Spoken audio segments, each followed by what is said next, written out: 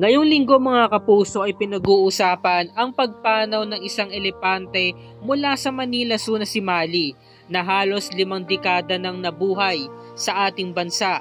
Ang kanyang kwento ating sariwain o balikan ngayong linggo. Ngunit alamin muna natin ang mga istorya. Bata pa lang ako, pumupunta na talaga kami sa Manila Zoo. Naaalala kong karga ako ng nanay at tatay ko tapos umiikot kami. Takot na takot pa nga ako sa ibang hayop, pero yung kay Mali, sa kanya raw talaga ako na-amaze. Ang laki kasi niyang elepante, excited talaga akong makita siya. After 30 years, bumalik ako para makita siya ulit. Kaya nitong Martes, gulat na gulat ako nung malaman kong wala na pala si Mali. Buti na lang nakita ko siya nitong nakaraang taon.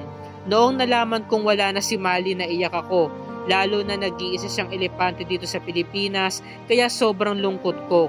Mali, salamat sa inspirasyon at saya na naibigay mo sa mga Pilipino. Pagdating ng panahon, gusto kong malaman ng ibang mga bata ang kwento ni Mali. Ito ang ibinahagi ni Chris J. Bumisita ng Manila Zoo para muling makita si Mali. At ito pa ang sinasabi ng mga estudyante at residente ng Manila. Bata pa ako, nandiyan na si Mali. Pagpasok sa Manila Zoo, siya kaagad yung makikita mo. Pag sinabi Manila Zoo, talagang yun kilala. Treasure siya ng Pilipinas. Nakakalungkot na wala na siya. Kaya ngayong linggo ng gabi mga kapuso ay pakatunghayan natin ang iba't ibang istorya na ibinahagi ng ating mga kababayan na nakapunta na sa Manila Zoo at nakasama si Mali.